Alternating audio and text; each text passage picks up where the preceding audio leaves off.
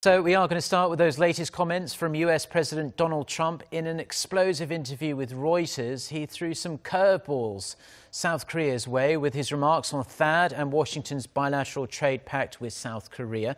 President Trump suggested possibly pulling the plug on the South Korea-U.S. FTA and hitting Seoul with an enormous bill for the deployment of the U.S. missile defense system. For more, we connect to Connie Kim at Seoul's Foreign Ministry. Connie.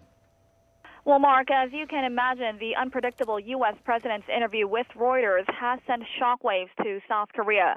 First of all, the former business tycoon said he'll either renegotiate or terminate a, quote, horrible trade deal with Seoul, citing Washington's deep trade deficit.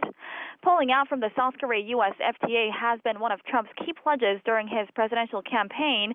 And just to give you a reminder, it was just last week that the visiting U.S. Vice President Mike Pence mentioned reforming the FTA, citing American business continue to face too many barriers of entry, tilting the playing field against American workers and American growth. In his 42-minute interview, Trump also dropped the bombshell to Seoul, saying he wants South Korea to pay the cost of the U.S. military hardware THAAD, which he estimated at a staggering $1 billion US.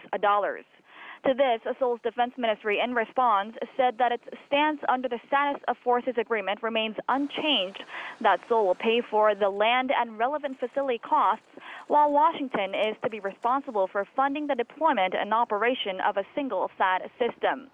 Now, the issue of deploying the THAAD system to the Korean Peninsula is pretty much one of the most controversial topics these days, with China launching economic retaliation as it's strongly against the idea, and with the U.S. accelerating the installation of the THAAD deployment to South Korea.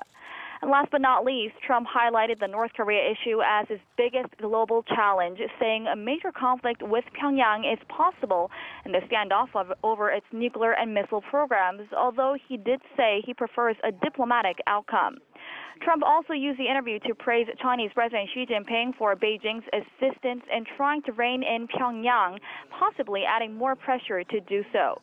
And it was just Wednesday, Mark, that Washington issued a joint statement on North Korea that said it'll tighten economic sanctions and pursue diplomatic measures, but keep the door open to dialogue in dealing with North Korea. Back to you.